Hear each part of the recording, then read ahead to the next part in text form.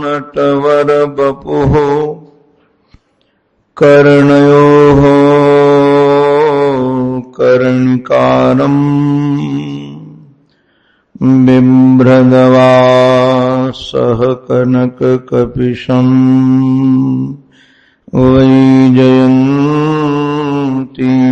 च माला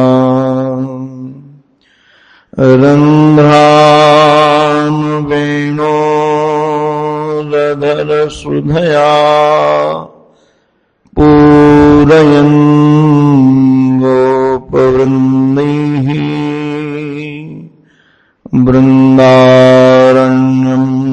सपदरमणम् प्राविशद्गीतकीर्तिः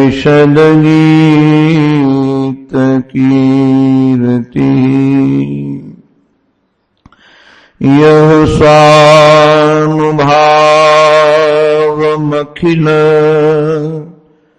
श्रुतिसारमेकम्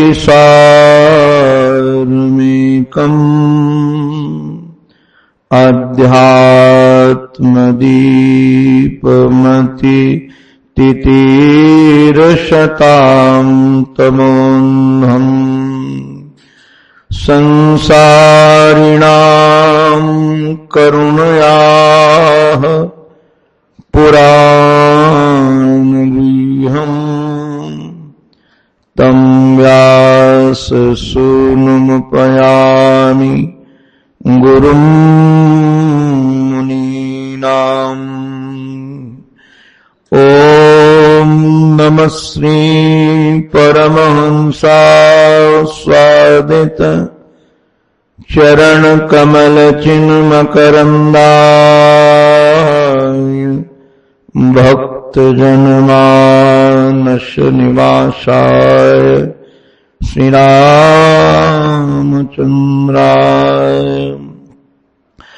विश्वसर्गविसर्गादि नवलक्षणलक्षितम् श्रीकृष्णाख्यं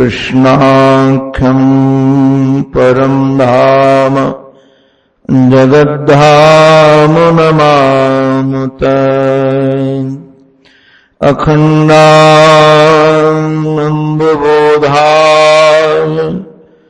शिष्य संतापहारिणे सच्चिदानन्दरूपाय तस्मै श्री गुरवे नमः। गुरुर्ब्रह्मा गुरुर्विष्णुः गुरुर्देवो महेश्वरः गुरुः साक्षात् परब्रह्म तस्मै श्री गुरवे नमः। तस्मै श्री गुरवे नमः। श्रीमन्नारायण नारायण नारायण श्रीमन्नारायण नारायण नारायण श्रीमन्नारायण नारायण नारायण श्रीमन्नारायण नारायण नारायण लक्ष्मी नारायण नारायण नारायण लक्ष्मी नारायण नारायण नारायण लक्ष्मी नारायण नारायण नारायण लक्ष्मी नारायण नारायण नारायण श्रीमन्नारायण नारायण नारायण श्रीमन्नारायण नारायण नारायण श्रीमन्नारायण नारायण नारायण श्रीमन्नारायण नारायण नारायण सद्गुरु नारायण नारायण नारायण सद्गुरु नारायण नारायण नारायण सद्गुरु नारायण नारायण नारायण सद्गुरु नारायण नारायण नारायण श्रीमन्नारायण नारायण नारायण श्रीमन्नारायण नारायण नारायण श्रीमन्नारायण नारायण नारायण श्रीमन्नारायण नारायण नारायण बद्री नारायण नारायण नारायण बद्री नारायण नारायण नारायण बद्री नारायण नारायण नारायण बद्री नारायण नारायण नारायण श्रीमन्नारायण नारायण नारायण श्रीमन्नारायण नारायण नारायण भजमन्नारायण नारायण नारायण भजमन्नारायण नारायण नारायण भजमन्नारायण नारायण नारायण भजमन्नारायण नारायण नारायण श्रीमन्नारायण नारायण नारायण भजमन्नारायण नारायण नारायण श्रीमन्नारायण नारायण नारायण भजमन्नारायण नारायण नारायण श्रीमन्नारायण नारायण नारायण भजमन्नारायण नारायण नारायण श्रीमन्नारायण नारायण नारायण श्रीमन्नारायण नारायण नारायण बोलो भक्तवत्सल भगवान की सद्गुरुदेव भगवान की श्री वृंदावन बिहारी लाल की जय जय श्री राधे जय जय श्री राधे जय जय श्री राधे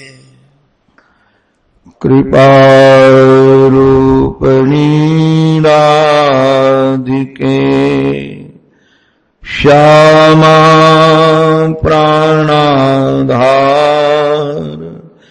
कृपा करो श्री राधिके मेरी ओर निहार भानु दुलारी राधिके सुन लो मेरी पुकार दीन पात की श्रवण को न पालनहार जीवन धन श्री प्रिया प्रीतम के युगल पावन पवित्र चरणारविंदों में साष्टांग प्रणिपात। परमादरणी प्रातस्मरणी अनंत श्री समलंकृत श्री सद्गुरुदेव भगवान के युगल पावन पवित्र चरणारविंदों में बारंबार वंदन। परमादरणी पूज्य संत वृंद, पूज्य विद्वत वृंद, भूदेव वृंद, हमारे सावरे सलोने सरकार की कथा से अनुराग रखने वाले भक्त वृंद एवं मातृशक्ति, आप सबके रूप में अपने आराध्य की ही अनेकानेक आकृतियां निहारता हुआ आप सबके भी पावन चरणों में मैं बारंबार वंदन करता हूं। आओ हम सबका जीवन मधुमय बने, रसमय बने, आनंद में बने। इसके लिए आप अपने शरीर को तो यहीं गीता भवन में रहने दीजिए, मां गंगा के पावन पवित्र तट पर। अपनी चित्तवृत्ति आप हमारे साथ श्री सुखदेव गुरुदेव के साथ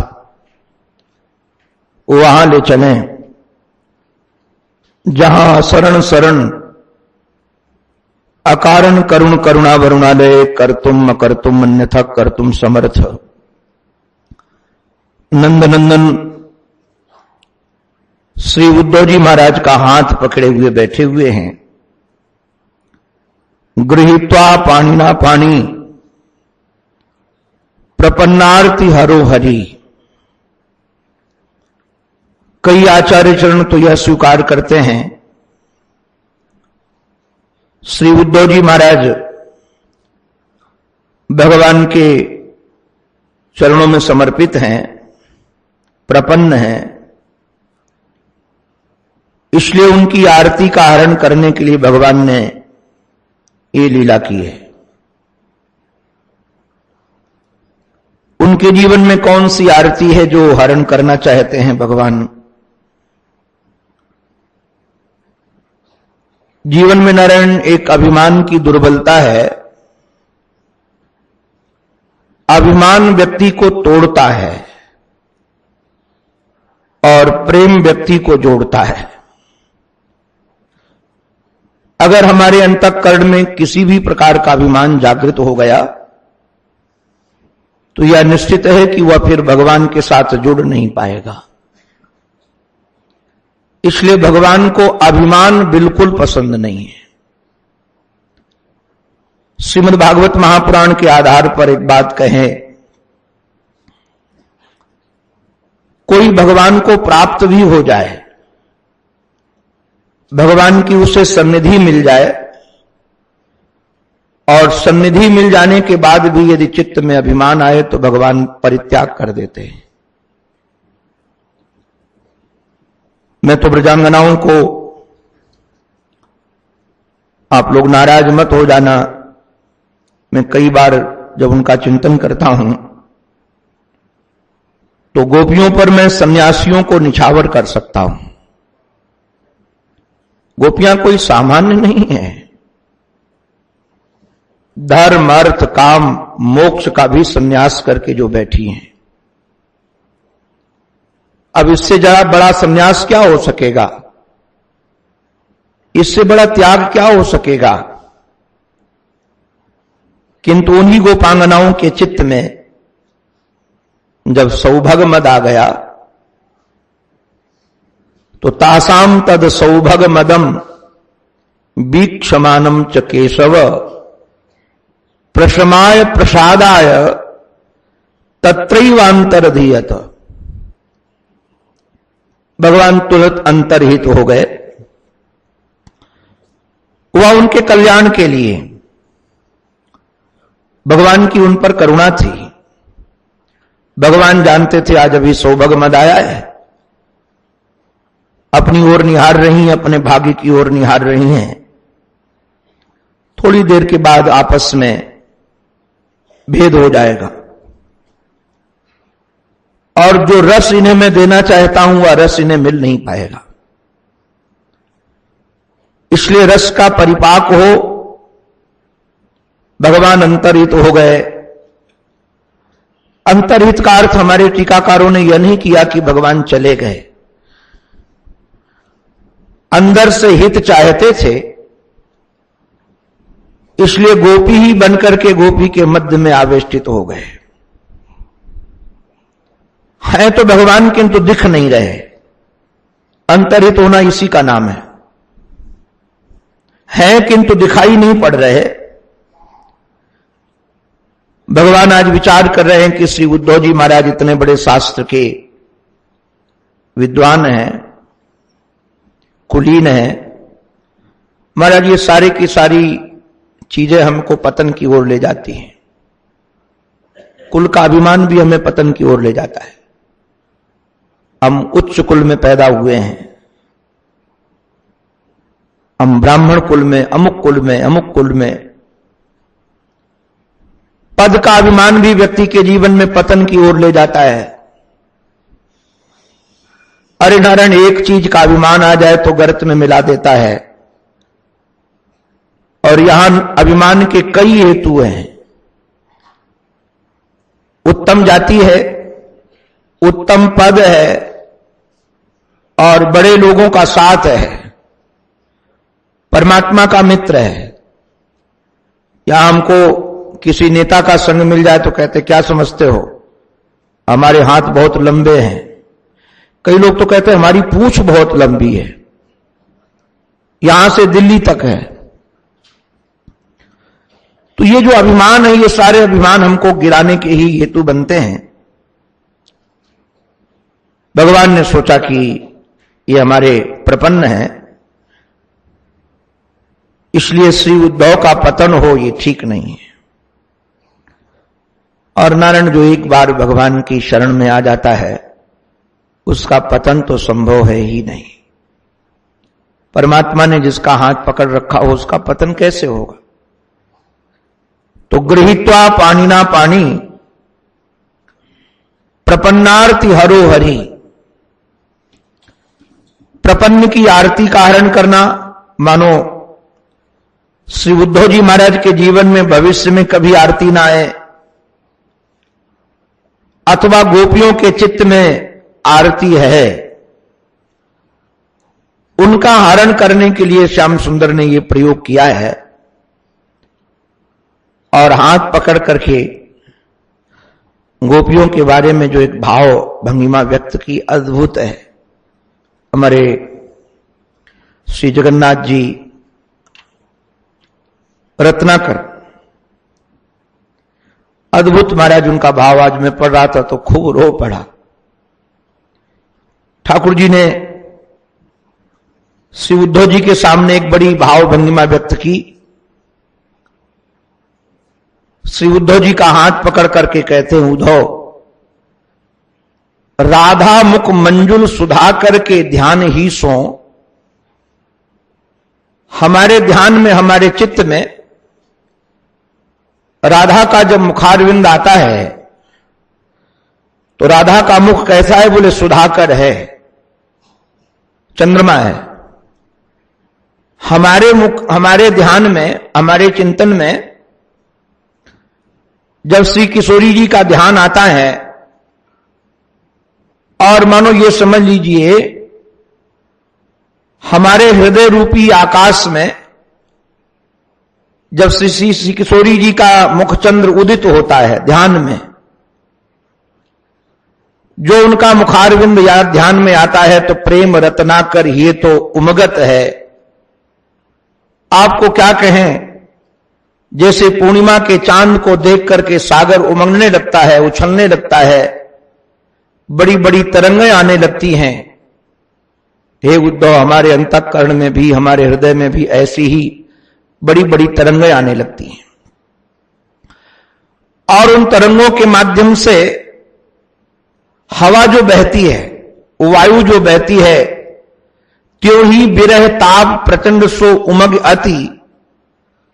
वह प्रचंड ताप जो है, विरह का प्रचंड ताप, वो करता क्या है महाराज, उरद उदास की झकोर सो जगत है। महाराज जैसे झकोरा आ जाता है गरम गरम हवा का, और अगल बगल में जितनी चीजें होती हैं सब मुरझा जाती हैं। केवल विचार को विचारो पतिहारी जात। क्या बहुत बढ़िया विचार कहा। ये विचार एक पथिक है, और ये बेचारा पथिक, विचार लोग कहते हैं विचार करो, चिंतन करो, ये पथिक बेचारा हार जाता है। कैसे हार जाता है, क्यों हार जाता है, बोले हो तो गुण पाल तत्काल नभ जत है। महाराज जितने गुणगण हैं हमारे जीवन में, धैर्य है, शीतलता है, ये सारे के सारे गुण। होता भी यही है महाराज, विराग्नि जब जलती है तो ये सब धैर्य आदि धारण नहीं कर पाते हैं। करत गंभीर धीर लंगर न काज कछु।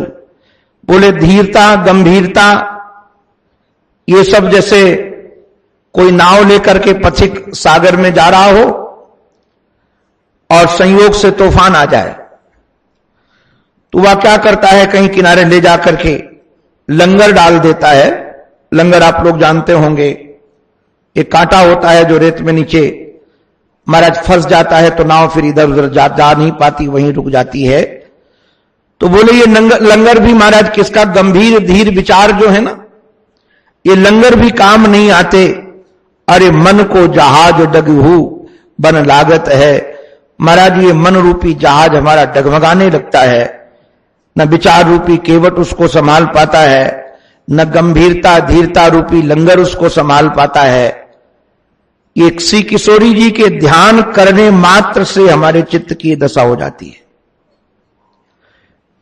क्योंकि स्वाभाविक है जैसे आकाश मार्ग में चंद्रोदय होता है तो अपने आप सारे समुद्र में घटनाएं घटने लगती हैं, वैसे हमारे चित्त की दशा हो जाती है। नारायण एक बात और विचारने लायक है, प्रेमी यदि अपने प्रेम का बखान करे तो वह अभिमान माना जाएगा। प्रेमी यदि अपने प्रेम का बखान करे कि हम इतने बड़े प्रेमी हैं, हमारा चित्त ऐसा होता है, हमारा चित्त ऐसा होता है, तो निश्चित रूप से उसको अभिमान में गिना जाएगा कि ये चित्त में इसको भक्ति का अभिमान है, प्रेम का अभिमान है। और प्रेमी का स्वभाव होता है कि वह प्रेम को छपाता नहीं छुपाता है। गोपी को गोपी इसलिए कहते हैं कि वो प्रेम का गोपन करती है, गोपनशीला है। जो प्रेम को छपाने लगे वो गोपी नहीं, प्रेम को जो छुपाए। और प्रेम की एक विलक्षणता यह है नारायण, इसको जितना छुपाया जाएगा उतना ही ये बढ़ता है और जितना छुपाया जाएगा उतना ये नष्ट हो जाता है। मैं तो गारंटी से कहता हूं, यहां जो साधक बैठे होंगे उनको ये उनकी अनुभूति रही होगी। आपकी साधना, आपकी आराधना सही ढंग से चल रही हो, आप जितना मंत्र जाप करते हो, जो ध्यान करते हो, सही क्रम चल रहा हो, दो चार लोगों को गा देना कि इतने हजार रोज जाप करता हूं, इतने देर ध्यान करता हूं, इतने देर स्वाध्याय करता हूं। मेरी तो अनुभूति ऐसी है कि एक सप्ताह पूरा नहीं होता और कोई ना कोई विघ्न आ जाता है। कई बार मैंने देखा है, सप्ताह पूरा नहीं होता, कोई ना कोई विघ्न आ जाता है, साधना अपने आप लड़खड़ा जाती है। तो साधना का स्वभाव यह है कि जितना उसको कोई गुप्त रखेगा उतना वो प्रकाशित होगी। तो गोपियां अपने प्रेम को प्रकाशन नहीं करना चाहती, गोपियां चाहती नहीं है कि हमारे प्रेम का प्रकाशन हो, प्रेम को कोई जाने, किंतु भगवान चाहते हैं कि उनके प्रेम को लोग जाने।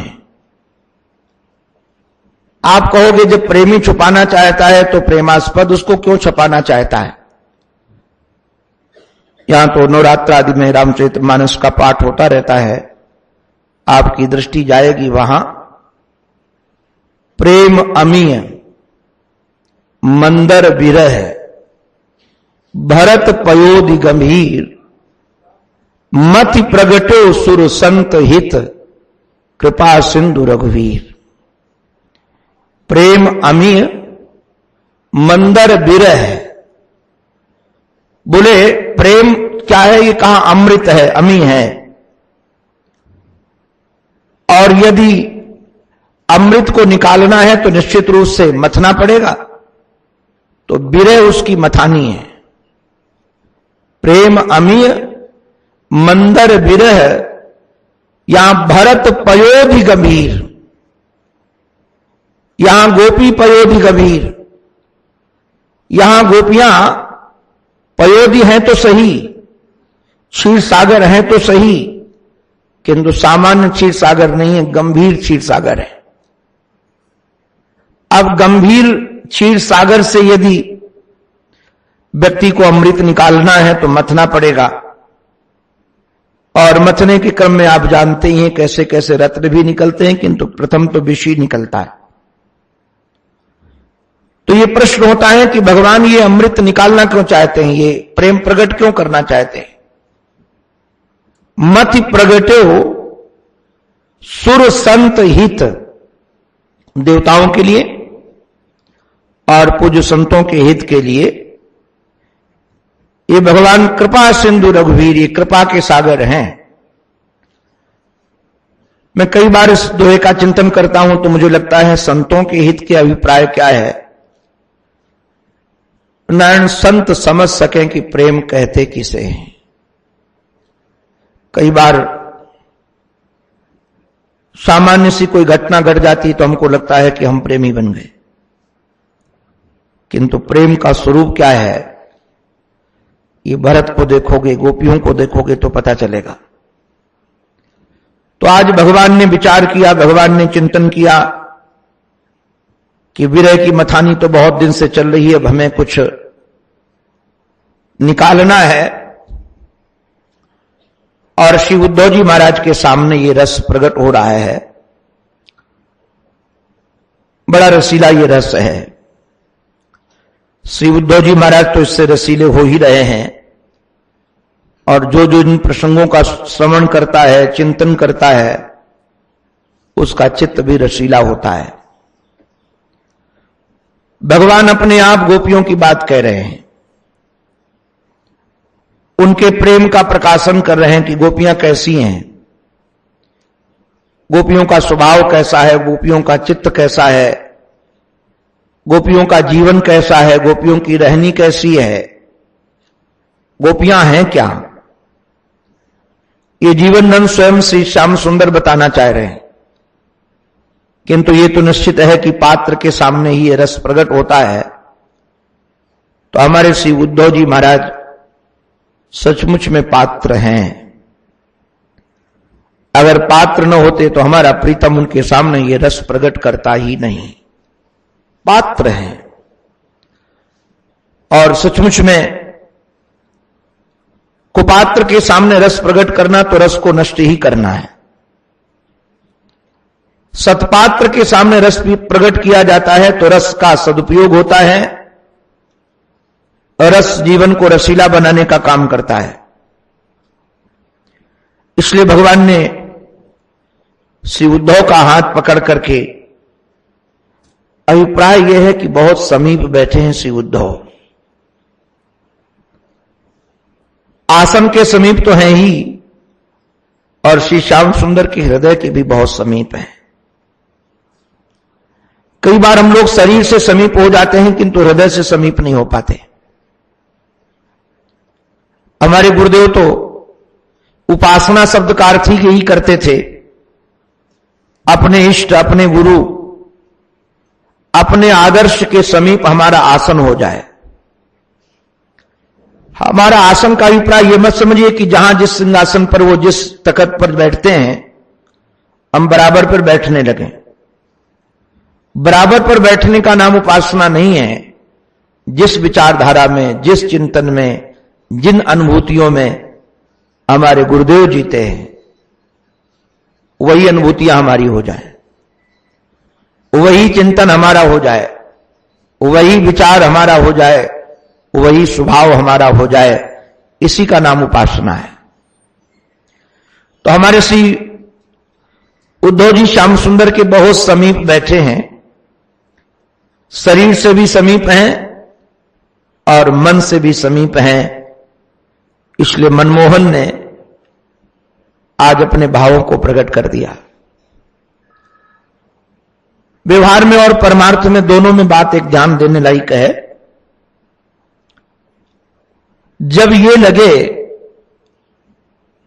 कि हम अपने प्रीतम से ज्यादा प्रेम करते हैं और हमारा प्रीतम हमसे प्रेम कम करता है, तो समझ जाना इस प्रेम के भवन की नींव बहुत कमजोर है।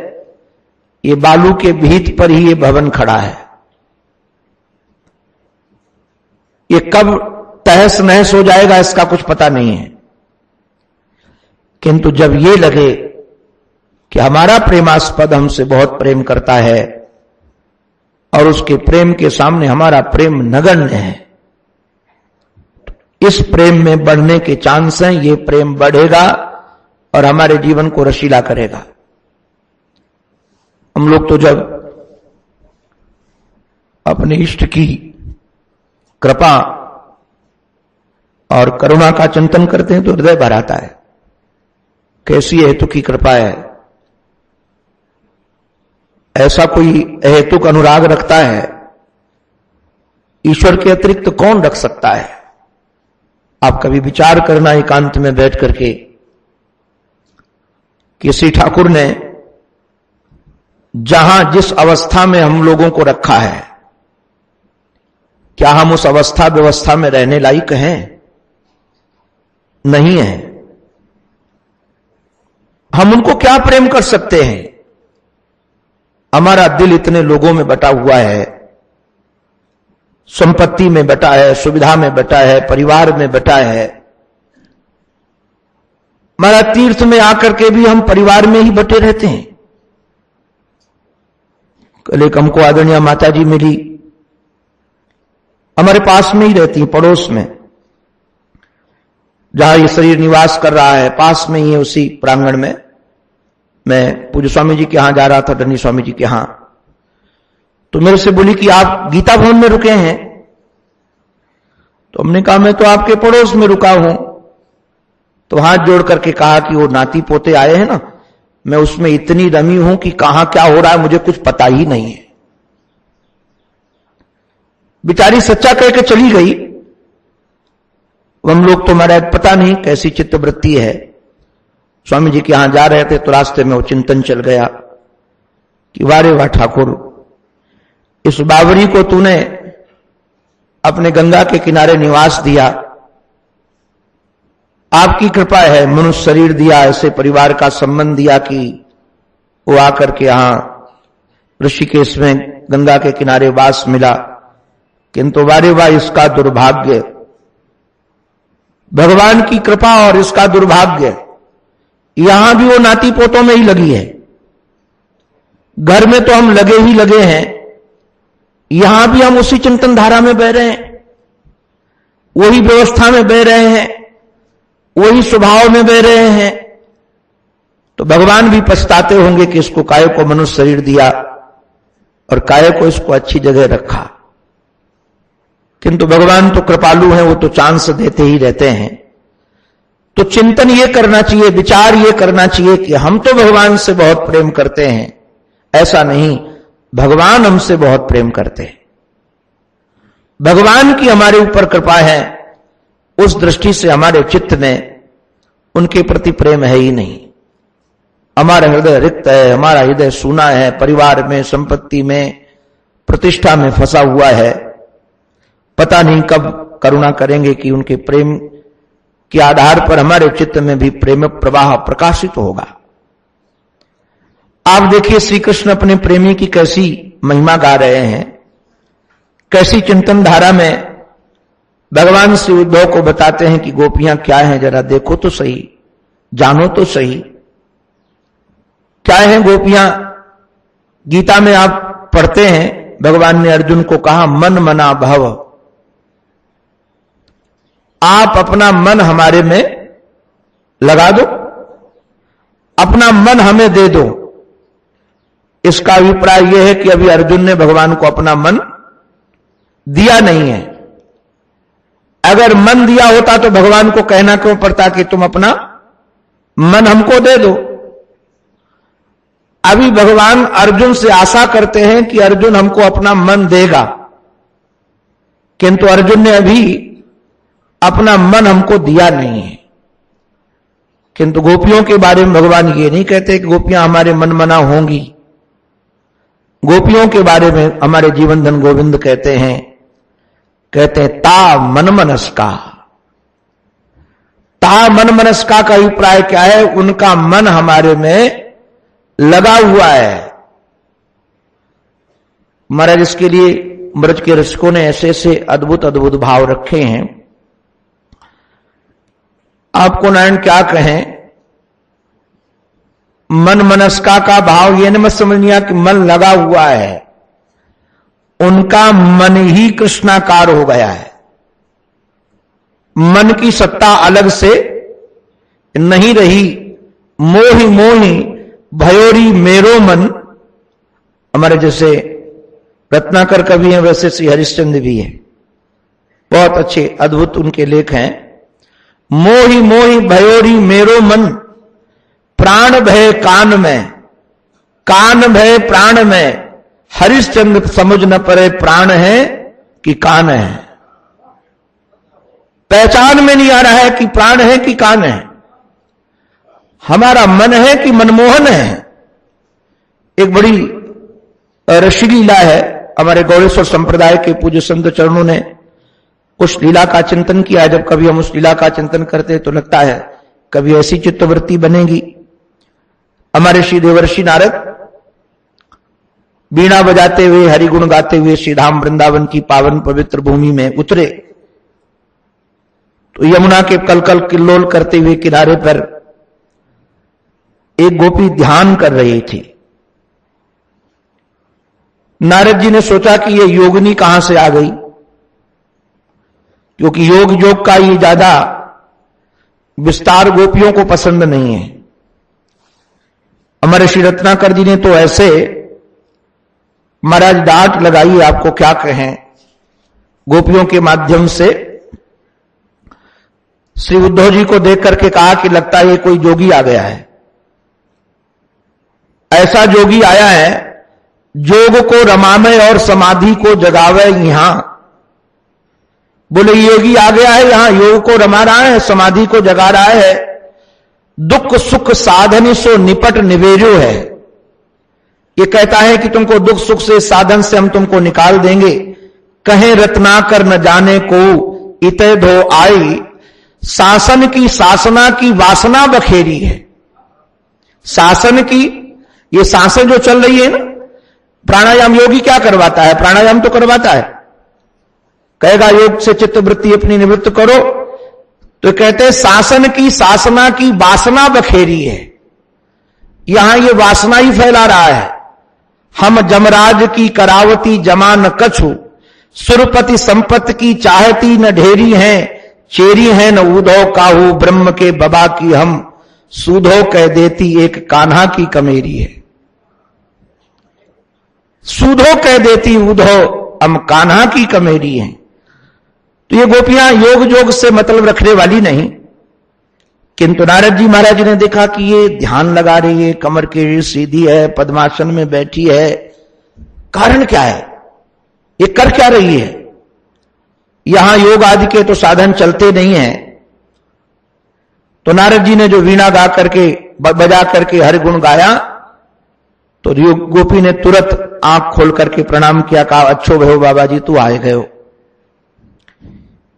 अब हम तो कुछ योग जाने ना है, और तू तो सब विद्या को जानकार है बाबा। तू भूत विद्या, पिशाच विद्या, गंधर्व विद्या, योग विद्या सबको जानकार है। गुरुदेव बताए रहे हैं कि नारद जी हर विद्या के जानकार हैं। अच्छो भयो तू आए गयो, मुझको योग करनो सिखा।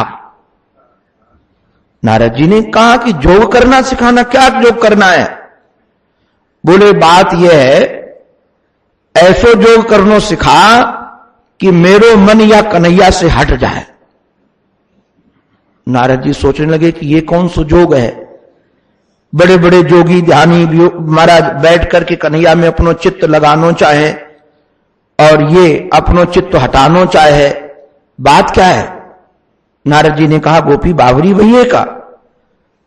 बोले बाबा कछु कह ना सके। आज सुबह सुबह गोदोहन करने गई, गोदोहन कर रही थी तो कन्हैया ने आकर के कहा गोपी मुझको भूख लगी, मैया ने मुझको रात में दूध ना पिलायो, या वजह से मेरे मुख में ही दूध दे। तो कन्हैया ने अपना मुख कर दियो और मैं वाकई मुख में गैया को दूध दू रही। इतने में मेरी सास आ गई और सास ने मुझको डांट के कहो क्योरी बावरी, अब अब हूं नींद में है का? नींद में है अभी? क्यों नींद में क्यों हूं? ये दूध नीचे क्यों दूध रही है? दुग्ध का पात्र सामने रखा है और तू नीचे दूध दूध रही है। तो जब हम उधर देखे तो उधर श्री कृष्ण थे ही नहीं, दूध नीचे गिर रहा था। उसके बाद मेरे को लगा कि क्या करें। वहां से निकल करके आई तो घर लीप रही थी, पोत रही थी। तब तक वो कन्हैया आकर के हमारे लीपे हुए घर को बिगाड़ रहा था। और मैं कछु कहूं तो अंगूठा और दिखावे। तो मेरे को क्रोध आए, मैंने वो गोबर लेकर के लाला के मुख में मारने को प्रयास कियो तो जाकर सास के मुख में लगे। सास दौड़ करके आई, बोले बावरी ये मेरे को गोबर क्यों मार रही है? मैंने कहा मैया ये कन्हैया परेशान कर रहे हो, या को मार रही थी। बोले बावरी हो गई है क्या? इतने सुबह सुबह कन्हैया तेरे घर में कैसे आ जाएगा? यहां कन्हैया नहीं आया है। मुझे लगा कुछ मेरा ही मन खराब हो गया है। मुझे जहां देखो वहां कन्हैया दिखता है। कोई आवाज सुनती तो कन्हैया की सुनाई पड़ती है। तो मुझे लगा चलो यमुना से जल भर करके लाती हैं, थोड़ा ठंडी ठंडी हवा लगेगी, वहां जाएंगी तो थोड़ी शांति मिलेगी। यहां आई और यमुना में जल भर रही थी तो कन्हैया ने कहा कि भाभी उछवाए दूं?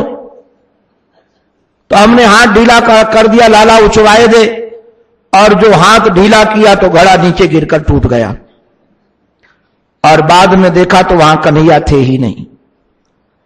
अब मेरे को पता चला है ये हमारे मन में कृष्ण घुस गया है। ये न कुछ काम करने देता है, न किसी काम का इसने हमको रहने दिया। अब लगा कि यदि कुछ काम करना है जगत का, घर का कुछ काम करना है तो पहले मन से कृष्ण को निकालना पड़ेगा और फिर हम कुछ काम कर पाएंगे। नारद जी कहते कैसा मुग्ध हो यम, ये गोपी कैसी मुग्धा है। बड़े बड़े महात्मा चाहते हैं कि 1 मिनट के लिए हमारे चित्त में श्याम सुंदर आ जाए, और ये कैसी भोरी है, बावरी है कि अपने मन से कृष्ण को निकाल करके जगत का काम करना चाहती है।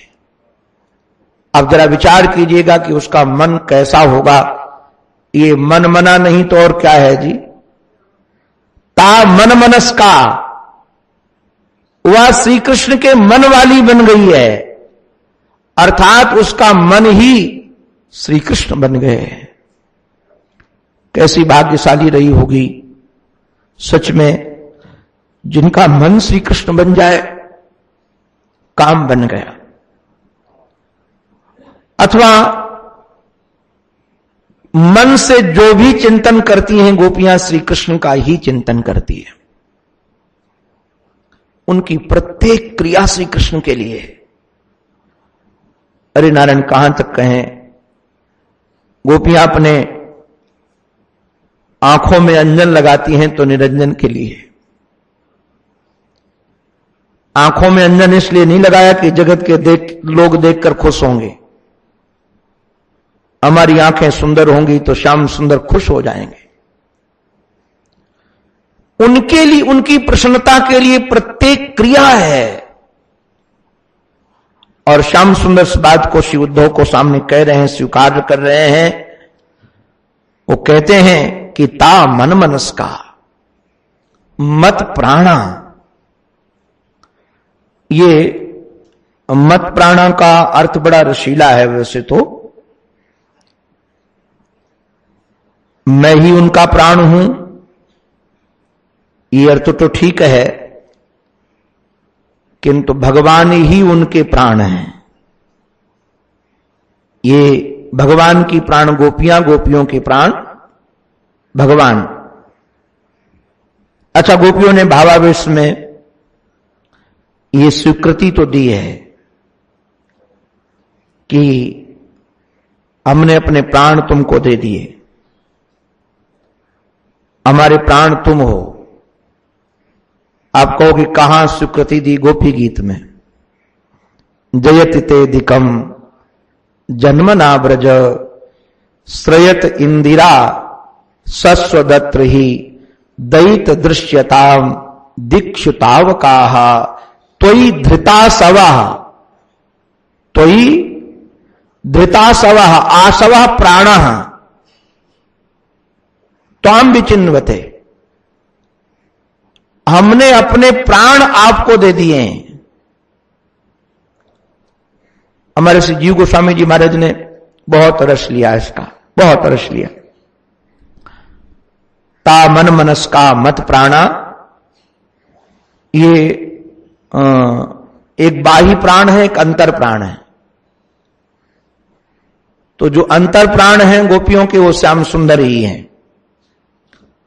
और आप लोगों को शायद जानकारी होगी, 5 प्राण हैं, 5 उप प्राण हैं। तो जो पंच प्राण है ना, प्राण अपान व्यान उदान समान, तो शरीर में जो भी क्रिया होती है या बाहर भी जो भी क्रिया होती है, क्रिया के हेतु प्राण होते हैं, क्रिया के हेतु प्राण होते हैं। अब देखो जैसे हाथ हम ऐसे सकोड़ रहे हैं, ऐसे खोल रहे हैं उंगलियां, ऐसे उठा रहे हैं, ऐसे कर रहे हैं, तो इसमें यदि वायु ना हो, प्राण ना हो तो हिलेंगे नहीं। हमारी जीभ, हमारी आंखें, हमारी आंख की पलकें वायु के कारण ही खुलती बैठती हैं। अगर वायु न हो तो हमारी ये पलकें न खुलेंगी और न बंद होंगी, जहां की तहां रह जाएंगी। ये जीव भी अग्नि के कारण बोलती है, किंतु इसमें सहयोगी प्राण ही है। तो जो जो क्रियाएं हैं, सारी की सारी क्रियाएं होती हैं प्राण के कारण, वायु के कारण। प्राण जीवन वायु भी है, जीवन देने वाली वायु, इसलिए उसका नाम ही प्राण है। पंच प्राणों में प्राण उसी का नाम है। प्राण अपान व्यान उदान समान, तो ये प्राण वायु जो है, जीवन देने वाली वायु, वो महाराज प्राण श्याम सुंदर के पास हैं। एक रसिक ने तो बड़ा विलक्षण लिखा है, बहुत भावपूर्ण भाव है वो तो कहते हैं गोपियां जब मूर्छित हो जाती हैं श्याम सुंदर के विरह में, तो मृत्यु आता है। और मृत्यु का स्वभाव है कि वो प्राण ले जाता है। सभी लोग कहते हैं प्राण निकल गए। तो मृत्यु गोपियों के शरीर में घुस करके गोपियों के प्राण खोजता है कि अगर प्राण मिल जाए तो इन प्राणों को हम ले जाएं, शरीर पूरा हो जाए। किंतु गोपियों के संपूर्ण शरीर में कहीं उनके प्राण मिलते ही नहीं है। क्यों नहीं मिलते हैं? क्योंकि उनके प्राण गोविंद के चरणों में है। अब जिनके प्राण गोविंद के चरणों में होंगे उनको काल भी क्या ले जा पाएगा?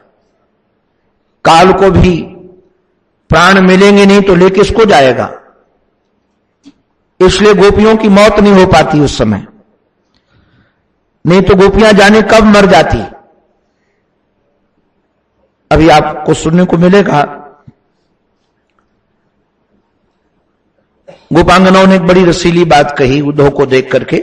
जब उद्धव वहां पहुंचे हैं, या भाव व्यक्ति बड़े अंदर से निकली,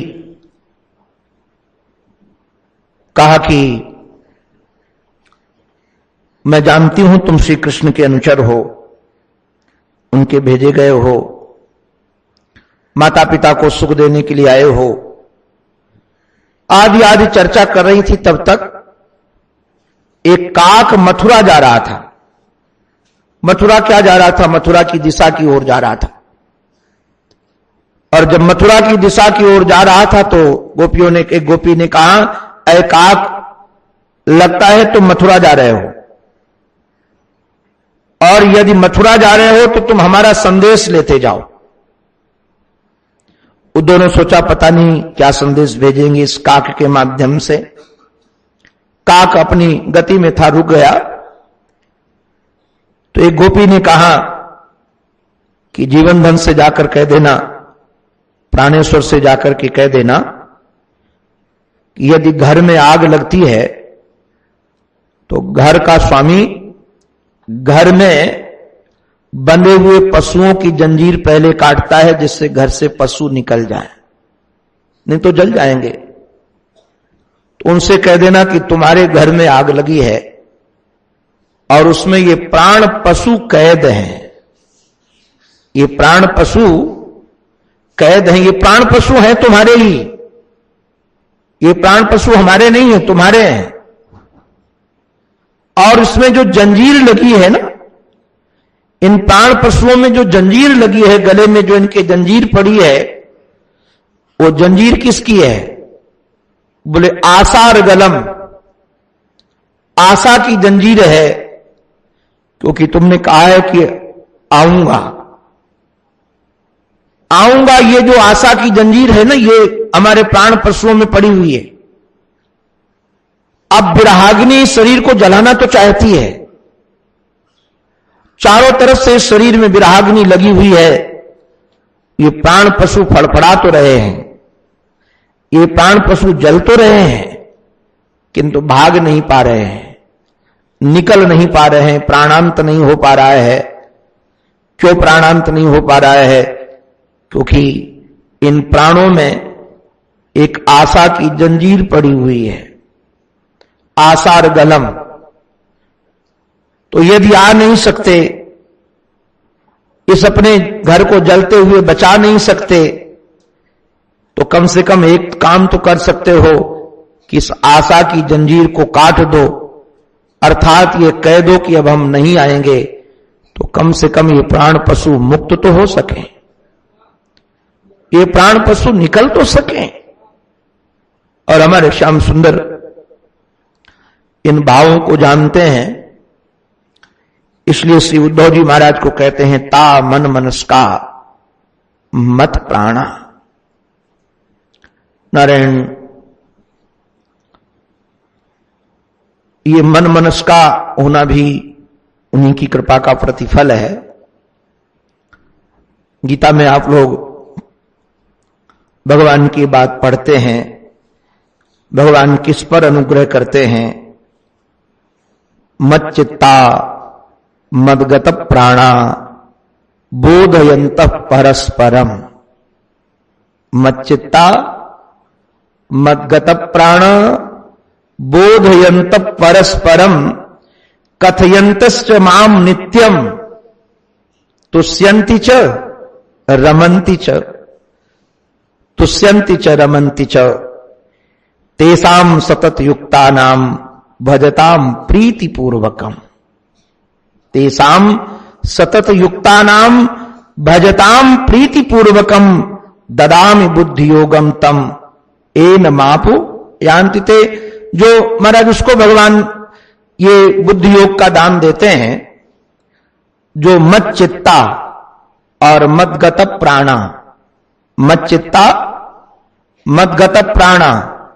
अच्छा भाई ध्यान रखिएगा, जैसे पर्यंक का एक पावा पकड़ा जाता है तो शेष 3 पर्यंक के पावे पकड़े हुए माने जाते हैं। ऐसे अंतःकरण में एक का नाम ले दिया जाए, मन बुद्धि चित्त और अहंकार है ना, एक का नाम लिया जाए तो चारों ग्रहित माने जाएंगे।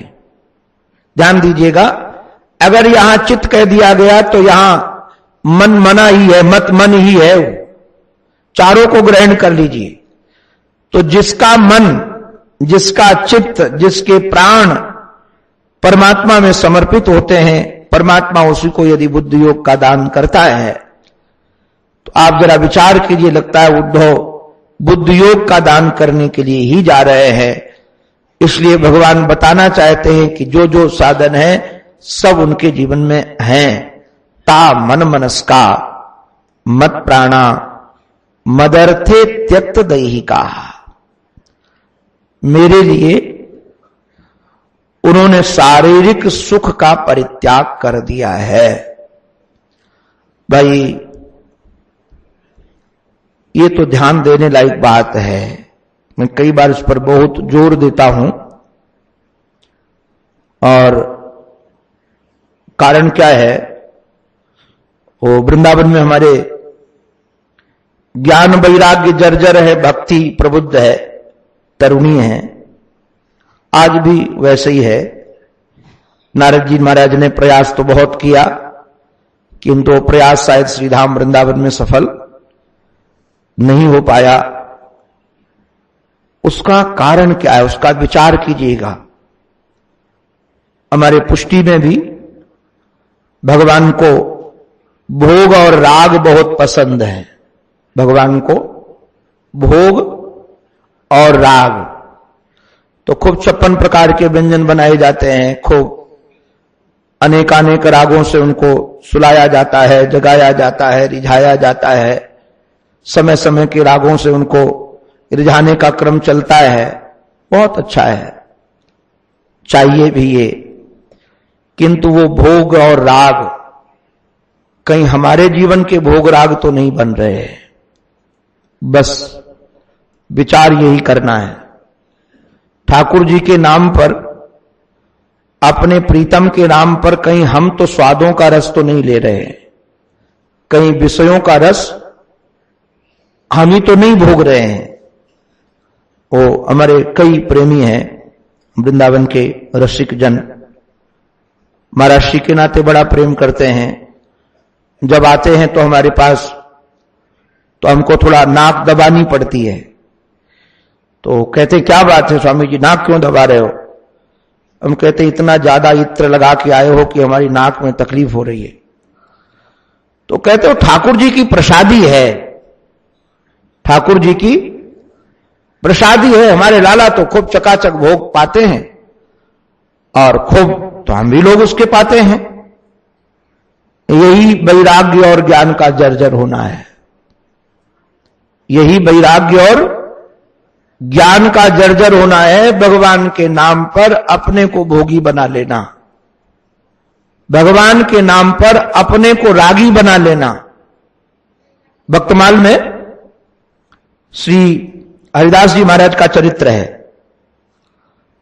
मैं कई बार उसका चिंतन करता हूं, मुझे अच्छे लगते हैं सब महापुरुष। वो भी श्री ठाकुर जी को 56 प्रकार का व्यंजन बना करके रोज आरोगते थे और रोज किंतु एक भी अपना नहीं पाते थे। पक्षियों को, मछलियों को और बंदरों को पवाते थे। अपने भोग राग से दूर हैं, अपने भोग राग से दूर हैं। हम भगवान के प्रेमी हैं, इसलिए हमको सब खाने की छूट है, सब पहनने की छूट है और हर ढंग से जीवन जीने की छूट है। हमको तो आज तक कहीं लिखा पढ़ा मिला नहीं कि सब छूट है। ये बाबा जी लोग बेचारे बावरे नहीं है कि घर द्वार छोड़ करके भिक्षा कान में खाते हैं, भजन करते हैं, गंगा जी का जल पीते हैं। अगर सभी इन्हीं सुख सुविधाओं में परमात्मा की अनुभूतियां होती, इन्हीं सब भोग राग में परमात्मा की अनुभूति होती तो बेचारे घर छोड़कर काहे को निकलते, काहे को इन विषयों का परित्याग करते। बंधुओं, ध्यान रखना, चित्त में वैराग्य की परम आवश्यकता है। चाहे वह भक्ति का पथिक हो, चाहे वह ज्ञान का पथिक हो, दोनों में वैराग्य की परम आवश्यकता है। ये गोपियों ने शारीरिक सुख का परित्याग किया है और नारायण बड़े श्याम सुंदर को बहुत अच्छे ढंग से कह रहे हैं, त्यक्त दैहिका, मेरे लिए उन्होंने छोड़ा। मेरे में उनके प्राण हैं, मेरे में उनका मन है, किंतु माम एव दैतम प्रेष्ठम, मैं ही उनका प्रेष्ठ हूं। माम एव दैतम, मैं ही, ये अन्यता हो गई। प्रेमी का कहीं दूसरी जगह प्रेमास्पद नहीं होता है। और वह, आप लोग नाराज मत होना, ये चित्त हमारा ऐसा है कि दो दो जगह प्यार कर भी नहीं सकता, कोई बाजार नहीं है। अगर भगवान से प्रेम होगा तो संसार से प्रेम रहेगा ही नहीं, और संसार से प्रेम होगा तो भगवान से प्रेम रहेगा नहीं। एक ही होगा, दुई न हो एक समय भुआलू, ये दो एक साथ नहीं होने वाले हैं। कि दो एक साथ हो जाएं, विषय प्रीति भी हो जाए और भगवत प्रीति भी हो जाए, ये संभव नहीं है। इसलिए श्याम सुंदर इस बात की ओर ध्यान दे रहे हैं कि मैं ही उनका दैत्य हूं, मैं ही उनका प्रेष्ठ हूं, मेरे अतिरिक्त उनका कोई दूसरा नहीं है। शरीर के सुखों का परित्याग मेरे लिए, पुत्र परिवार का परित्याग मेरे लिए, जो जो भी जीवन में उनकी घटनाएं घटी हैं सब मेरे लिए हुई हैं। और आत्मानम मनसा गता, ये ऐसी क्रिया का प्रयोग किया है। मैं निवेदन कर दूं, ये आत्मा शब्द का प्रयोग अंतःकरण के लिए भी है, जीव के लिए भी है, शरीर के लिए भी है। तो मन और प्राण तो परमात्मा में समर्पित हैं ही हैं, किंतु नारायण ये शरीर भी भगवान में ही समर्पित है। ये जो परंपरागत आराधना के जो क्रम चलते हैं, तनुजा सेवा, वित्तजा सेवा, मानसी सेवा, कि तन से सेवा हो, धन से सेवा हो और मन से सेवा हो। देखो भैया ध्यान रखना, जहां जाएगा मन वहीं जाएगा धन और वहीं जाएगा तन। आप ये मत समझना कि परमात्मा में मन जाएगा और धन परिवार में जाएगा। अगर हमारा मन परमात्मा में जाएगा, हमारा चिंतन यदि मन का चिंतन अहरनिश परमात्मा का होगा, तो हमारे पास जो भी होगा उससे यही लगेगा कि ठाकुर जी को कैसे कैसे क्या किया जाए। ये हमारे धन का उपयोग हमारे प्रीतम के लिए हो, हमारे शरीर का उपयोग हमारे प्रीतम के लिए हो। ये नहीं कि मन हमारा मनमोहन के पास है और धन संसारियों के लिए है, तन संसारियों के लिए है। तन हम भले, मैं तो कई बार चिंतन कर रहा था, देखता भी हूं समाज की स्थिति, तो मैंने कहा कि संसारी लोगों को आपका मन नहीं चाहिए। ध्यान रखना, संसारी लोगों को आपका मन नहीं चाहिए और भगवान को आपका तन नहीं चाहिए। कितना बढ़िया सामंजस्य है। भगवान को मन दे दो और परिवार में जा रहते हो वहां तन दे दो। पहले मैं यही चिंतन करता था, यही बोलता भी था। एक दिन जब धीरे धीरे चित्त की गति बदलती गई तो हमको लगा कि ये हो नहीं सकेगा कि मन भगवान को दे और तन संसारी को दे, होगा ही नहीं, दिया ही नहीं जाता है। अरे नारायण, समय देने में तकलीफ होती है। आकर कोई जगत की चर्चा इधर उधर करने लगे तो लगता है अरे इतना समय बेकार चला गया। अब इन लोगों के साथ रहो तो सुनना पड़ता है। तो महाराज यहां तो तीनों के तीनों आत्मानम मनसागता मयि ताः प्रेयसाम प्रेष्ठे दूरस्थे गोकुल स्त्रियः। मैं ही उनका प्रेष्ठ हूं, किंतु गोकुल की स्त्रियां मेरे से दूर हैं। मैं यहां मथुरा में हूं और गोकुल की स्त्रियां वहां हैं। गोकुल का नाम ध्यान रखिएगा, गवाम कुल इति गोकुल। इंद्रियों के समुदाय का नाम गोकुल है। हमारे एक संत बड़ा रशीला प्रयोग करते हैं, मुझे बहुत अच्छा लगता है वो भाव। वो कहते हैं मथुरा है हृदय, तो हृदय में परमात्मा प्रकट होता है। हृदय से अर्जुन तिष्ठति, तो हृदय देश में परमात्मा रहता है। हमारे आपके सबके अंतःकरण में, सबके हृदय में श्री ठाकुर जी का निवास है। किंतु जो हृदय देश में रहने वाला ठाकुर है वो हमारे काम का नहीं है। आप कहेंगे क्यों काम का नहीं? जैसे व्यापक अग्नि है ना, व्यापक अग्नि, उस व्यापक अग्नि से क्या काम बनेगा? न उससे भोजन बन पाएगा, न आपकी ठंड दूर हो पाएगी। अग्नि है, ये कोई नकार नहीं सकता कि अग्नि नहीं है, नकारना हो भी नहीं सकेगा। किंतु जब तक वह अग्नि प्रकट नहीं होती तब तक काम की नहीं है।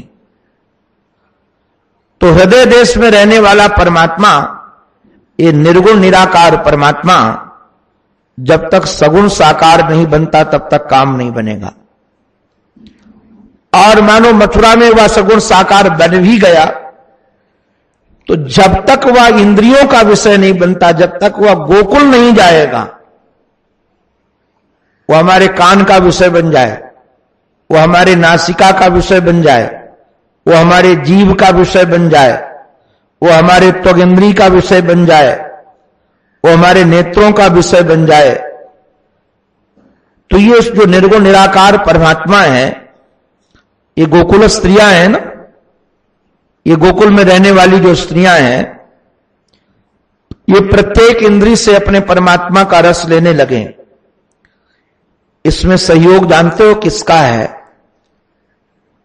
हम वो ऋषिक संत की बात सुना रहे, मुझे बहुत अच्छा लगा वो भाव, इसलिए मैं जीता हूं उसको। उन्होंने कहा कि भले ही वसुदेव जी महाराज लेकर के गोकुल आए, किंतु वसुदेव जी किसमें श्याम सुंदर को लेकर के आए? वो धरातल क्या बना? गोद में लेकर नहीं आए, तो किस में लेकर के आए? तो कहा सूप में लेकर आए। ये सूप ही हृदयगत रहने वाले परमात्मा को गोकुल का वासी बना सकता है। ये सूप कौन है? ये सूप हमारे संत हैं। साधु ऐसा चाहिए जैसा सूप स्वभाव, साधु ऐसा चाहिए जैसा सूप स्वभाव, सार सार को गई रहे। साधु का स्वभाव कैसा होता? सारग्राही, सारंग इव सार भुक। प्रश्न किया गया पद्म पुराण में नारद जी महाराज से, भक्ति महारानी ने ही प्रश्न किया कि परीक्षित जी जानते थे कि कलयुग में इतने दोष हैं, उसके बाद जब कलयुग को पकड़ लिया तो मार क्यों नहीं डाला? ऐसे कलयुग को मार डालना ही उचित होता तो कम से कम हम लोग तो परेशान नहीं होते। कलयुग मर गया होता तो हम लोग शांति से रहते। तो नारद जी महाराज ने कहा कि परीक्षित जी, सारंग इव सार भुक। उन्होंने देख लिया कि जो काम तप से नहीं बनता है, जो काम यज्ञ से नहीं बनता है, वो काम भगवत नाम गाने से कलयुग में बच जाता है। इसलिए एक गुण देख करके ही उसको मारा नहीं और उसको स्थान दे दिया। और हमारे एक संत तो बहुत अच्छे, मथुरा दास जी महाराज एक महात्मा थे वृंदावन में, हम लोग भक्तमाल उनसे सुनते थे रोज, पूज्य संत चरण से। तो कई बार बड़े मस्ती में कहते थे कि कलयुग न होता और कलयुग में हम पैदा न होते तो इतना रस नहीं ले पाते। बोले कि अच्छा एक बात बताओ, अगर हम सतयुग में पैदा हुए होते तो कृष्ण लीला कहां से सुनने को मिलती? अगर हम सतयुग में पैदा हुए होते तो राम का रस हमको कहां से मिलता? वो तो आए तो त्रेता में। कलयुग में हम तो महाराज जिस युग के जितने भगवान के अवतार हैं सबका रस लेते हैं, और सबका रस ही नहीं लेते हैं, उनके भक्तों का भी रस लेते हैं। वो तो कहते थे अगर कलयुग में पैदा न हुए होते इन महापुरुषों की वाणी पढ़ने को हमको कैसे मिलती? अब सतयुग में तो वाणी है नहीं संतों की, व्यास की वाणी, हरदास जी महाराज की वाणी, ये कहां पढ़ने को मिलती सतयुग में? न द्वापर में मिलती, न त्रेता में मिलती। तो बोले हमको तो महाराज इस कलयुग में ही पैदा होने का सौभाग्य चाहिए, और ठाकुर जी अगर पैदा करना चाहें तो दोबारा यही कहेंगे कलयुग में ही पैदा करें। ये कलयुग के जो बहुत ज्यादा दोष करते, ये दोष, ये दोष, ये दोष, वो उचित नहीं है। जो उसका रस है, सारंग ही वो सारभुक, तो साधु जो महाराज रसग्राही हैं, सारग्राही हैं, वही साधु आपके अंतःकरण में आस रहने वाला परमात्मा आपके इंद्रियों का विषय बना सकते हैं। तो अब जरा विचार कीजिएगा, चिंतन कीजिएगा, जिन गोकुल में रहने वाली स्त्रियों को श्री कृष्ण के अंग संग मिला था, उनका महाराज उनका स्पर्श करती थी, उनको दुग्धपान कराती थी, उनके साथ झगड़ती थी, उनको रिझाती थी, अंगूठा दिखाती थी, सारी क्रियाएं जिन स्त्रियों ने की हैं महाराज वो आज हमसे दूर है। तो दूर होने तो अभिप्राय दूर है तो क्या किया जा सकता है? बड़ी रसीली बात कहते हैं, स्मरंत्योंग विमुह्यंती। जब वह हमारा अच्छा यहां अंग श्री उद्धव जी के लिए संबोधन है, ये अंग, और बहुत रसीला संबोधन है। सच कहें, भगवान ने श्री उद्धव को अपना अंग बना लिया। जैसे किंकर शब्द है ना, किंकर, तो किंकर माने होता है, कर माने तो हाथ ही है। जो आपका हाथ कर सके, वो सेवक कर सके, उसी का नाम किंकर है। आप हमारे अंग बन गए हो। आप जरा विचार कीजिएगा, अपने अंग से कोई काम कराना होता है तो कुछ अपने को संकोच होता है? हमारा अंग तो सब काम कर लेता है अपना, जो जहां जरूरत पड़ी। बहुत प्यार का संबोधन है ये। हे अंग, वो ब्रजांगनाएं जिनका मैं प्रेष्ठ हूं, जिनका मैं सर्वस्व हूं, आज वो गोपांगनाएं मेरे से दूर हैं।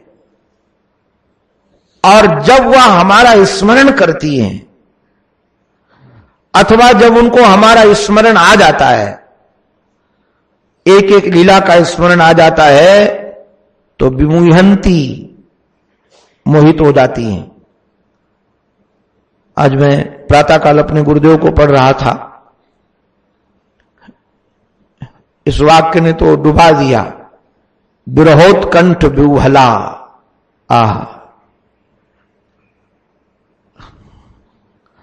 आपको किसी की याद आए, अपने प्रेमास्पद की, अपने प्रीतम की याद आए, और आप खुल करके रो लो, तो बहुत जल्दी आपका जो शरीर भारी हो रहा था, चित्त भारी हो रहा था, रोने से हल्का हो जाता है।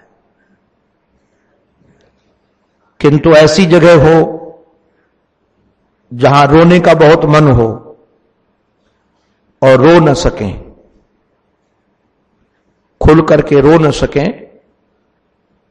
उसी का अर्थ होता है आंसू पीना। आंसू तो आ रहे हैं, किंतु विरहोत्कंठ है ना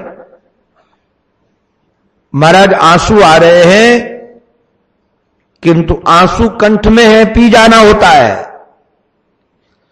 अब जरा विचार कीजिएगा, जरा चिंतन कीजिएगा। कोई बाबा जी तो थी नहीं गोपियां कि गंगा किनारे रहती थी झोपड़ी में, अपना भाव आया तो रो लिया, भाव आया तो पुकार लिया, भाव आया तो नाचने का भाव आया तो नाच लिया। अब जो समाज में रहता हो, सास के साथ, पति के साथ, बच्चों के साथ, और उसको श्री कृष्ण की याद आ जाए, और उसके विरहोत्कंठ का अभिप्राय एक और भी है, प्राण हमारे कंठ में आकर लग जाए, प्राण हमारे कंठ में आकर लग जाए, अब निकले, अब निकले, अब निकले, और महाराज उसको दबाना पड़े कि अभी नहीं, अभी नहीं। तो गोपियों की दशा यही है। अकस्मात श्री ठाकुर जी की याद आ जाए, तो याद आते ही वह बेचारी विह्वल हो जाती थी। अब फकक फकक पे रोने लगे तो यही लगेगा कि इसको कोई रोग हो गया, डॉक्टर को दिखाओ। ये दिन भर रोती ही रहती है, इसके पास दूसरा कोई काम ही नहीं है। तो अपने भाव को जीना भी है, किंतु अब आंसुओं को बहाना नहीं है। आंसू हमारे आंखों से बहे नहीं। महाराज, ऐसा जीना बहुत कठिन होता है, ऐसा जीना बहुत कठिन होता है, किंतु सच कहें प्रेमी ऐसा ही जीता है। अपने प्रेमास्पद के लिए मर जाना तो बहुत सरल है, किंतु अपने प्रेमी के लिए जीना बहुत कठिन है। मरना तो क्या, थोड़ा भावावेश में आओ और प्राण छोड़ दो, छुट्टी हो गई। किंतु उसके लिए जीना, हमारे रसिक लोग एक बड़ा रसीला भाव सुनाते हैं, आप लोगों ने कभी सुना होगा कि जब श्याम सुंदर मथुरा चले गए, वैसे सूरदास जी महाराज ने तो जाते समय का भी जो वर्णन किया है बड़ा भावपूर्ण है। यशोदा मैया की जो चित्त की दशा है जिस समय श्याम सुंदर जा रहे हैं, यशोदा बार बार यूं भाखे, यशोदा बार बार यूं भाखे, कोई जात गोपाल ही राखे। एक रसिक ने तो बार बार की जगह द्वार द्वार भी पाठ रख दिया है। हमको वो भी अच्छा जचता है कि जब श्याम सुंदर जाने लगे तो गोपियों के दरवाजे पर जा जा करके पुकारती है यशोदा कि कोई हमारे गोविंद को जाता हुआ रोक ले। यशोदा द्वार द्वार यूं भाखे, कोई जात गोपाल ही राखे। हमारे सूरदास जी महाराज का पद है ये। तो यशोदा की बड़ी विलक्षण दशा थी जब श्याम सुंदर जा रहे थे।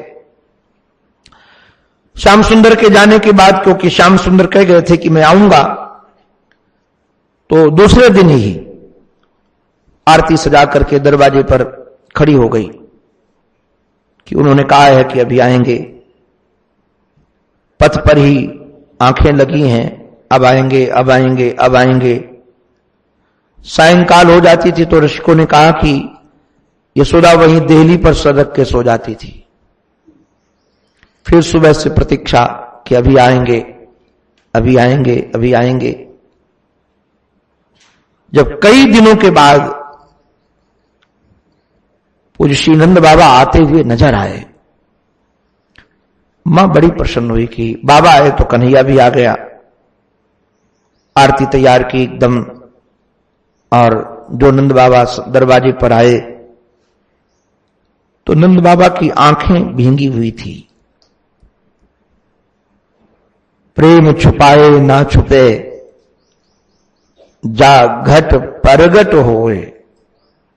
प्रेम छुपाए ना छुपे, जा घट परगट होए। मुख से यदि कछु ना कहे तो नैन देते हैं रोए। भले कुछ नहीं बोले कि तो गंगा जमुना बह पड़ी। यशोदा मैया ने कहा कि मेहर, हमारा लाला कहां है? बाबा मौन। बार बार पूछा हमारा लाला कहां है? तो बाबा के मुख से निकल गया कि मेहर, मैं उसको ला नहीं सका, मैं वापस नहीं ला सका। यशोदा मैया के हाथ से थाली छूट गई और कहा कि फिर तुम जिंदा क्यों आ गए? अगर लाला को नहीं ला पाए तो तुम जिंदा क्यों आ गए? बाबा के नेत्र बरस पड़े। यशोदा, प्राण तो फड़फड़ा रहे थे। जब उन्होंने आकर के कहा कि बाबा आप चलो, मैं कुछ दिन देवकी मैया को, वसुदेव बाबा को खुश करके यहां की व्यवस्था ठीक करके आ जाऊंगा, तो उसी समय प्राण निकलना चाहते थे, किंतु मैंने प्राणों को रोक लिया। मैंने प्राणों को निकलने नहीं दिया। कहा क्यों नहीं निकलने दिया? बोले निकलने इसलिए नहीं दिया कि यदि मेरे प्राण निकल जाते तो लाला को बहुत पीड़ा होती कि मेरा बाबा मर गया और मेरे कारण मरा। तो हमारे लाला को पीड़ा होती, महर रो रो कर जिएंगे, घुल घुल के मरेंगे, किंतु जब तक हमारा प्रयास चलेगा मैं प्राणों को निकलने नहीं दूंगा। निकलने इसलिए नहीं दूंगा कि यदि श्री कृष्ण को पता चल गया कि मेरे बाबा नहीं रहे हो तो मेरे लाला को पीड़ा होगी। नारायण, इसका नाम प्रेम है। तत्सुख सुखित्व की भावना का नाम प्रेम है। आप जरा विचार कीजिए, हमारे जीव गोस्वामी जी महाराज ने तो विलक्षण लिखा है कि संसार में विशुद्ध प्रेम होता नहीं है। यदि हो जाए तो कोई जीता नहीं। को विरह यदि भवती, यदि हो जाए किसी को विरह तो कोई जीता नहीं है, क्योंकि प्रेम में वियोग में जीना बहुत मुश्किल है। तो गोपियां ये जी क्यों रही थी? गोपियों के जीने का कारण क्या था? जीने का उद्देश्य क्या था? जीने का उद्देश्य यही था कि श्याम सुंदर कहें कि हम आएंगे, और यदि वो आए यहां और ये ब्रज उजड़ा हुआ मिला, यहां लोगों को पता चलेगा या अमुक गोपी का घर था वो कृष्ण विरह में मर गई, अमुक गोप का घर था आज उस घर में कोई नहीं है, सब मर गए श्री कृष्ण विरह में। तो ये सुनकर के लाला को कितनी पीड़ा होगी। लाला को कोई प्रसन्नता होगी कि हमारे प्रेमी सब मर गए और उसका हेतु मैं बना, उसका कारण मैं बना? नहीं, हम भले घुट घुट के जिएंगे किंतु हम मरेंगे नहीं। श्याम सुंदर को यह बात पता है, तो यही श्याम सुंदर श्री उद्धव जी को कह रहे हैं, स्मरंती, हमारा स्मरण करते ही, स्मरंत्योंग विमुह्यंती विरहोत्कंठ विह्वला,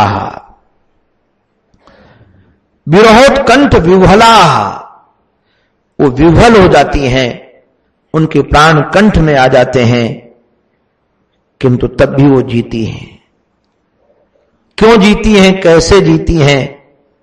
तब श्री ठाकुर जी कहते हैं, धारयन्ति अतिकृक्षेण प्राय प्राणान कथंचन, धारयन्ति अतिकृक्षेण प्राय प्राणान कथंचन प्रत्यागमन संदेशैर बल्लभ्यो में मदात्मिका। ये रहस्य इसका कि वह प्राणों को धारण तो करती हैं, धारयन्ति अतिकृक्षेण, पुरुषार्थ पूर्वक बार बार रोक करके, प्राण निकलना चाहते नहीं जाना है, पीड़ा होती है किंतु बार बार रोकती हैं, और रोकती इसलिए हैं कि मैं कह के आया हूं कि मैं आऊंगा। प्रत्यागमन संदेशैर, मैं कह के आया हूं। संतों ने यहां तक कहा कि श्याम सुंदर जब निकल पड़े तो सखा से सूचना भेजी, आयास्यति दौत्य कई ही, अपने दूत से, अपने सेवक से ये सूचना भेज दी थी कि मैं आऊंगा। तो वही ये कह रही हैं कि उनका संदेश आया था कि वो आएंगे, तो यदि वो आएंगे तो हमको उनकी प्रतीक्षा करनी है, उनके लिए हमको जीना है। और मैं तो उनकी बल्लभी हूं ना, बल्लभी हूं, वो हमारे बल्लभ हैं। हमारे पूज्य महाराज जी की सेवा में, श्री स्वामी जी महाराज की सेवा में लास्ट के समय जो संत प्रवर रहे, कल हम लोग गंगा किनारे बैठे थे तो उन्होंने पद्म पुराण की एक कथा सुनाई कि यज्ञ चल रहा था तो श्री राम जी ने जानकी को आहूत किया वाल्मीकि आश्रम से। तो उन्होंने मना कर दिया कि हम अवध नहीं आएंगी। और जब उन्होंने मना कर दिया कि हम अवध नहीं आएंगी तो लखनलाल जी वापस आ गए। और जब लखनलाल जी वापस आ गए तो राम जी ने उनको पुनः भेजा और कहा कि उनको कह देना कि तुम्हारे प्राण प्रीतम तुम्हें पुकार रहे हैं, बुला रहे हैं, तुम्हारे पति तुम्हें बुला रहे हैं। और सती स्त्री पति का दोष नहीं देखती है, सती स्त्री पति का दोष नहीं देखती है। लखनलाल जी जो ये संदेश लेकर के नारायण गए, पूज्य स्वामी जी ने बताया हम तो विवल हो गए थे, अंधेरा था, रात्रि में हम लोग दोनों बैठे थे। हृदय भराया कि जानकी जी तुरंत रथ पर बैठकर चल पड़ी, फिर विरोध नहीं किया कि सती स्त्री पति का दोष नहीं देखती है। तो बल्लभी है ना, ये बल्लभ है उनके, और बल्लभ होने के कारण भले कितना ही कष्ट उठाना पड़े उन गोपियों को, उनकी दृष्टि श्याम सुंदर पर नहीं जाती कि बेवफा थे, हमको छोड़कर चले गए, हमारे प्रेम को नहीं पहचाने, ऐसा नहीं। उनको पता है कि हमारे प्रेम को जितना वो पहचानते हैं कोई दूसरा पहचानता ही नहीं है, ये भरोसा है। और वो कहती हैं स्वयं मैवम विभोर हति भवान गदितुम न संशम संत्यज्य सर्व विषयांस तव पाद मूलम भक्ता भजस्व दुर्वग्रह मात जास्मान देवो यथादि पुरुषो भजते मुमुक्षुम। वो विभु मानती हैं, मैवम विभोर हति भवान। हमारे टीकाकार ने लिखा है उस व्याख्या में, गोपियों ने कहा कि आप विभु हो, और विभु हो तो आप हमारे अंतःकरण में भी बैठे हो, क्योंकि विभु उसका नाम है जो सर्वव्यापक है। और यदि आप सर्वव्यापक हो, हमारे अंतःकरण में बैठे हुए हो, तो आप जानते हो कि आपके बगैर अब हम जी नहीं सकेंगी। और यदि हम आपके बगैर जी नहीं सकेंगी तो ऐसी कठोर वाणी क्यों बोलते हो जिसको सुनकर के हम मर जाएं। गोपांगनाओं को यह पता है श्याम सुंदर का भाव, और बल्लभी हैं वो, तो इतनी पीड़ा होने के बाद भी, इतना कष्ट होने के बाद भी वो अपने प्राणों को छोड़ती नहीं है। कथन चन किसी न किसी प्रकार से अपने प्राणों को रोक लेती हैं, क्योंकि मदात्मिका है। मद एव आत्मिका, मदात्मिका, मेरे में उनकी आत्मा लगी या मैं ही उनकी आत्मा हूं, ऐसी गोपांगनाओं के पास तुम जाओ। और हमारे श्री जीवन धन गोविंद गोपांगनाओं का परिचय इसीलिए दे रहे हैं। सच में ठाकुर जी ने उनके चित्त में ऐसे संस्कार जमा दिए कि जो जिस रंग में रंगे हैं श्री उद्धव जी महाराज, आपको क्या कहें, सुनने को आप मिलेगा। ये उद्धव की वाणी गोपांगनाओं के प्रति, बंदे नंद ब्रज स्त्री नाम पाद रेणुम वीक्षण साहा यासाम हरि कथोद गीतम पुनाति भुवन त्रयम। बंदे नंद ब्रज स्त्री नाम, नंद ब्रज में रहने वाली स्त्रियों को वंदन है। बंदे नंद ब्रज स्त्री नाम पाद रेणुम वीक्षण साहा, उनके पाद रेणु को। अरे बाबा, जिनकी कथा के प्रवाह में, कथा के रस से जिससे त्रिभुवन पवित्र होता हो, केवल ये मृत्युलोक नहीं, त्रिभुवन। इन गोपांगनाओं की महिमा, इनके प्रेम की चर्चा हमारे प्रीतम जीवन धन गोविंद ने श्री उद्धव के अंतःकरण में इतनी गहराई से बैठाल दिया है। और इसी दृष्टि से श्री उद्धव ने गोपांगनाओं को निहारा है। अब कैसे ये यात्रा करते हैं और श्याम सुंदर इनको कैसे यहां से भेजते हैं, ये सारी रसीली चर्चाएं क्रमशः होंगी। अंत में अपने आराध्य के पावन चरणों में हमारी यही प्रार्थना है, हमारी मति, हमारी रति, हमारी गति एकमात्र उन्हीं के पावन पवित्र चरणों में बनी रहे। इसी प्रार्थना के साथ ये उनकी वाणी उन्हीं के पावन पवित्र चरणारविंदों में समर्पित। बोलो भक्त वत्सल भगवान की जय, सद्गुरुदेव भगवान की जय, श्री वृंदावन बिहारी लाल की जय। जय जय श्री राम, जय जय श्री राम, जय जय श्री राम।